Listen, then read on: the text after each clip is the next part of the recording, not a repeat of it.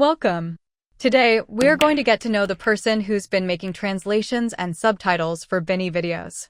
Let's welcome him to the show, PopAndSubs. Hello, nice to be here with you. When did you first discover Bini?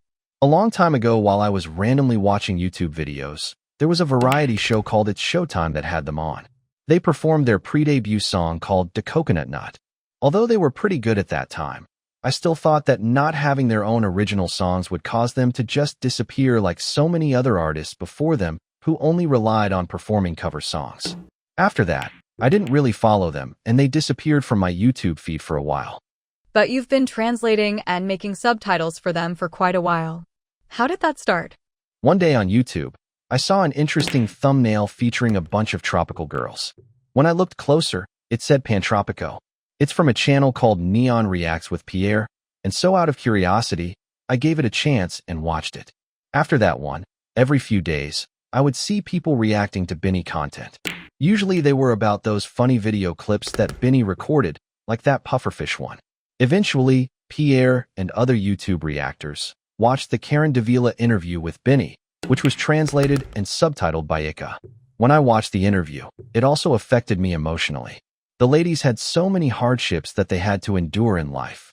But even then, they kept pushing forward no matter how hard it was. And most of all, these ladies were very genuine. Their love for their families was something that everyone can easily relate to. After watching that interview, and after having listened to quite a number of their songs, I became a bloom.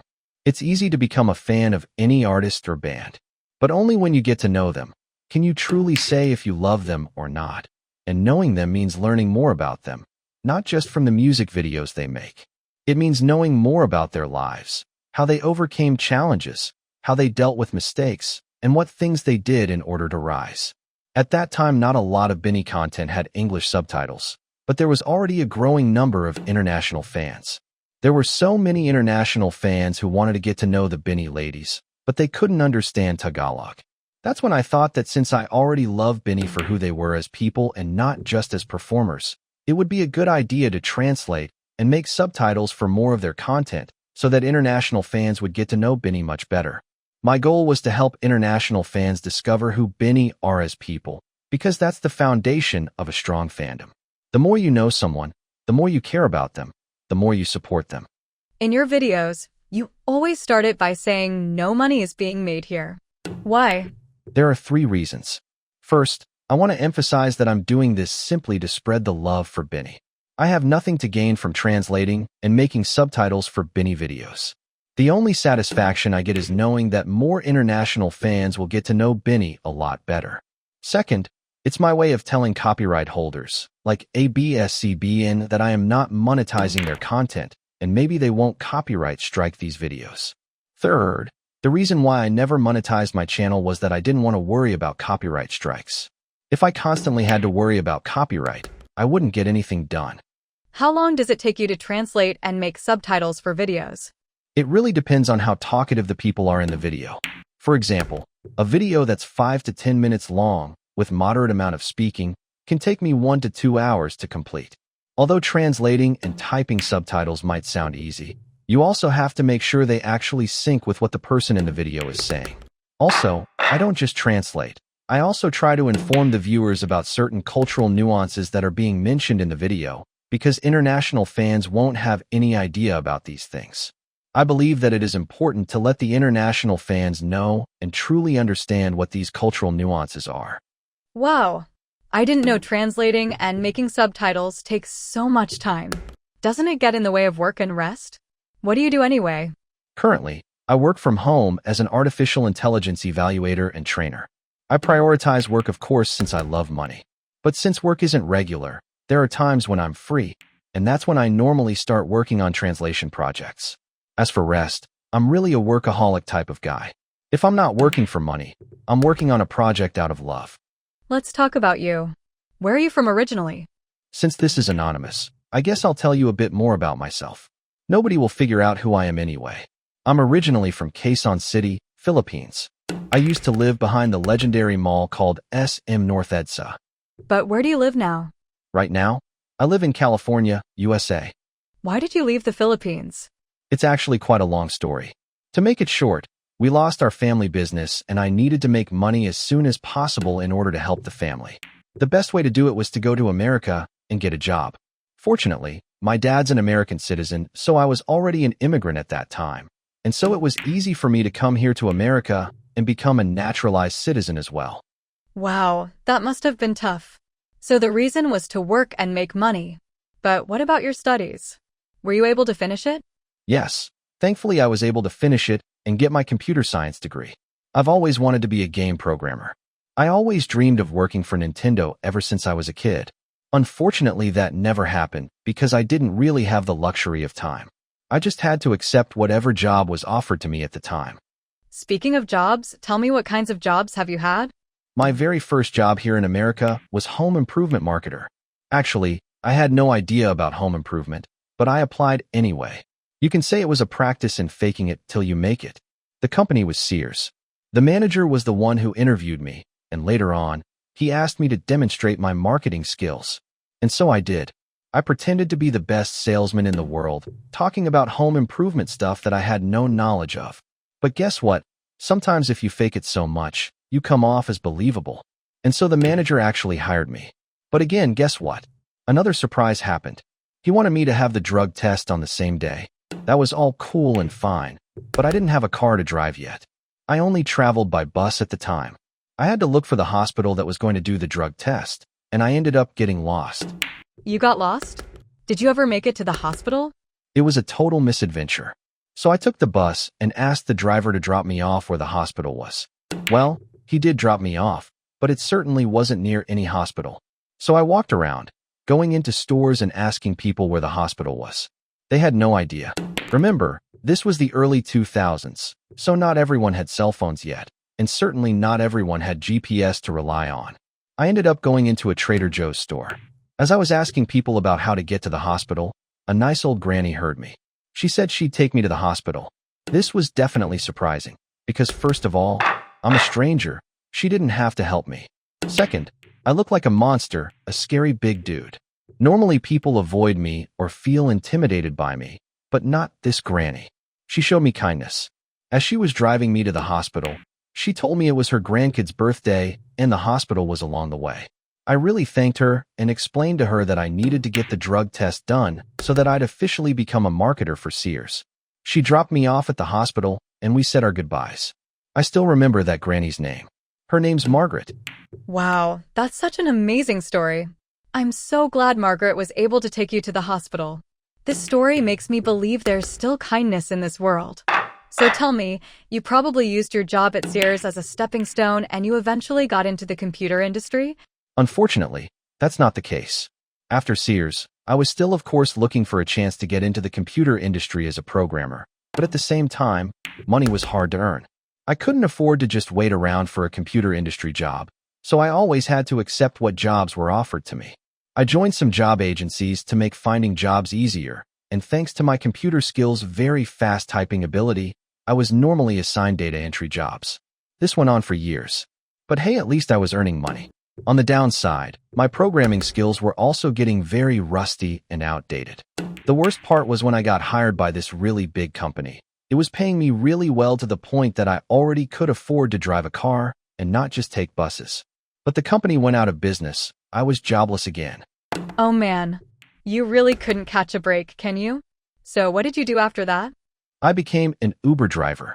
People said I'd be able to earn a lot of money as an Uber driver, but they're wrong.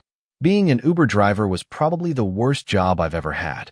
I only earned like 25% to 50% of the total fare, while Uber took the rest. Not only that, Uber would do experimental promotions that negatively affected us drivers, and we couldn't refuse to be part of their experimental promotions.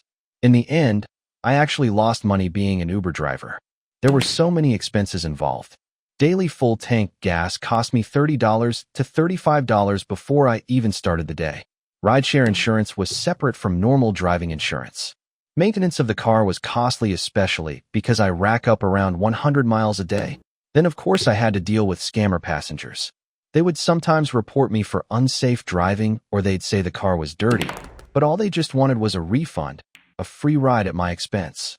Thankfully, I had a dash camera in the car, So I was able to prove to Uber that the scammer passengers were lying. But when it comes to Uber, drivers are always guilty first until proven innocent. And that's why the dash camera saved me many times from false reports. Seriously, you seem like the type of guy who gets into one tough situation after another. Okay, so what happened after Uber?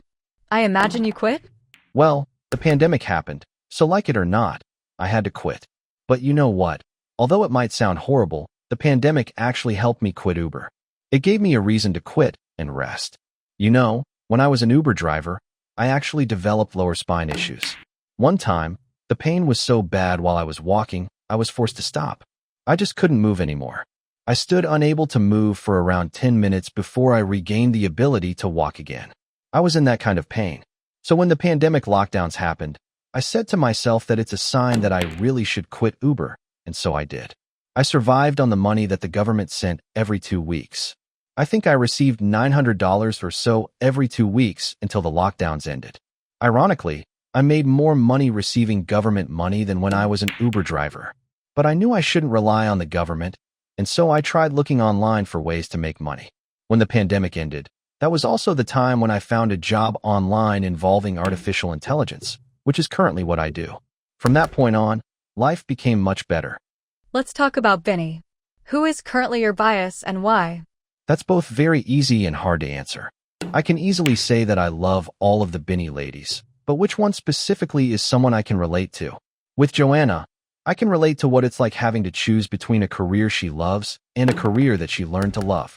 You already know my story. I had to take jobs that weren't related to the computer industry to help the family and survive, and so I learned to love what I was doing.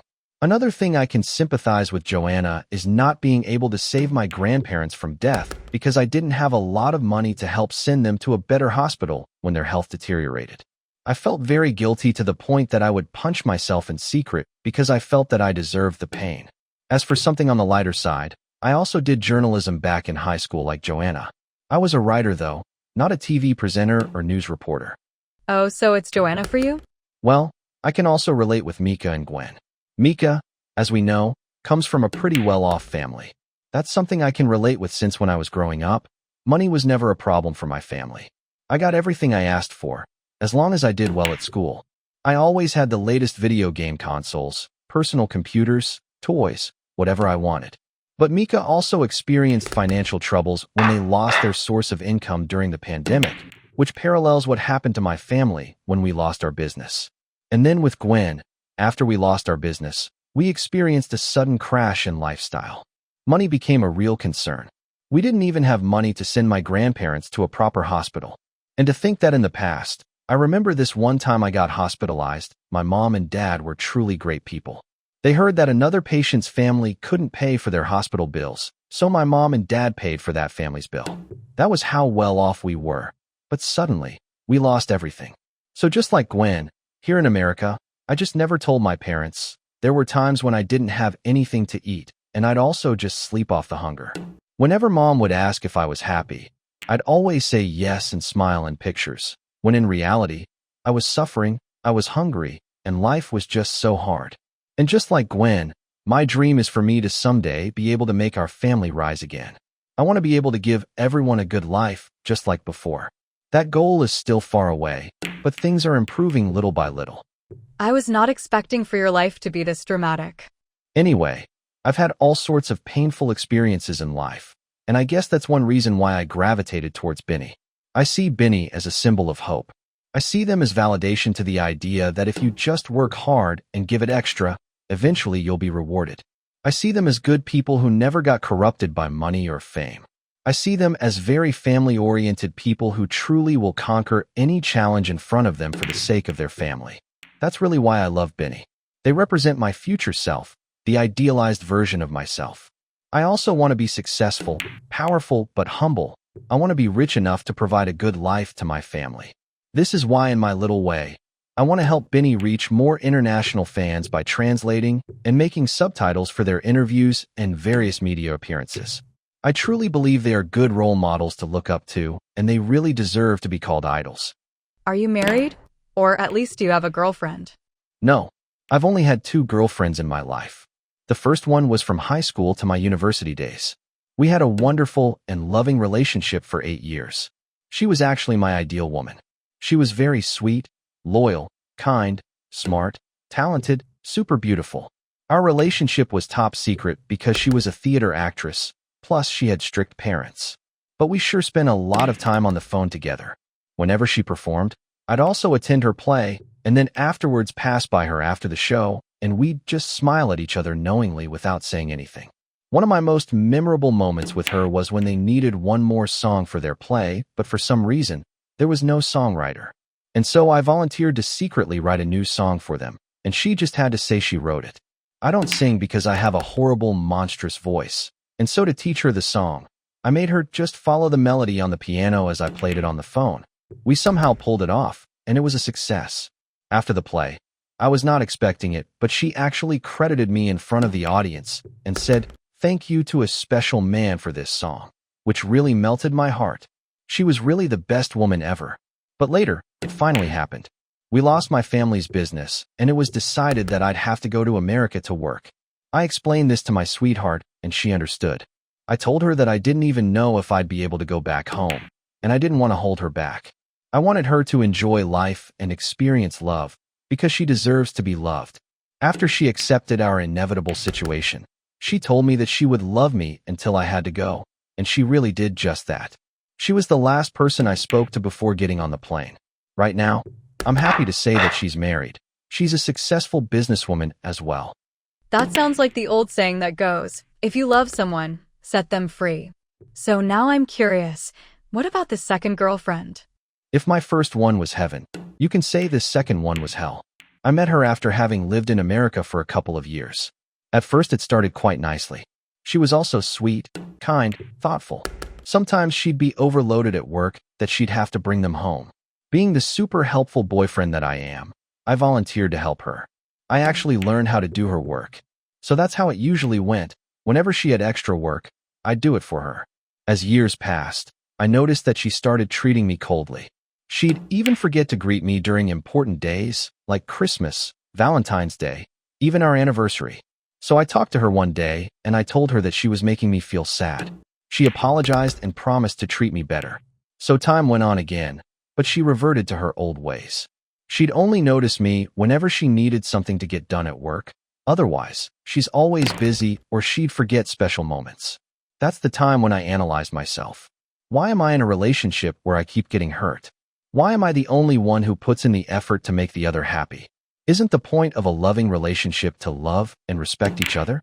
And so I came to the conclusion that I was simply staying in the relationship for the sake of being in a relationship. I decided to break up with her. I immediately told her my decision. She begged me to stay, but I said no. After that, I immediately felt relief and freedom. That's what truly validated that I wasn't in love with her anymore. If you feel happiness and relief after breaking up with someone, that's a sign that you made the right decision. So what about now? Are you on any dating websites? Are you actively trying to find a girlfriend? I don't think I'd be able to find one even if I wanted to. I'm not handsome. I'm just cute. What is your one fantasy that you'd want to become reality? For the longest time, I've had this fantasy of becoming a super billionaire. Then I would create my own organization that's meant to help mankind. First, I'd build a group that would teach people skills they could use to work. If I'm going to help, I don't want to just give handouts. What I want to do is give people independence to work and earn their own money. I believe that the gift of independence is far more valuable than simple cash or food handouts. If a person becomes independent, this means they'll be confident enough to deal with all sorts of problems in life, and they'll have the skills to get them through tough times. Second, I want to advance science and technology. I want to invest in the medical field to help get rid of all sorts of diseases. I want to invest in food to figure out how to produce more food in shorter amounts of time while making sure they're safe to eat. And I also want to invest in space travel because I believe that we should be able to live on other planets or make them habitable if we want to increase mankind's chances of surviving in the future. That's quite a futuristic answer. But what do you want for yourself? All I want is to make sure my family will have a good life again. I don't want us to worry about money again. I want a mansion for us where we can all live in. I want a grand piano in my mansion, a recording studio inside as well. Then I also want a gym where I can train and get back to being macho. And most of all, I want the entire mansion to be fully air-conditioned. It will be a mansion that's always cold. And of course, I need the latest in computer technology. That's really it. I don't need too much to be happy and satisfied. And there you have it, Pop and Subs. Thank you for listening, and I wish everyone a good time. Goodbye.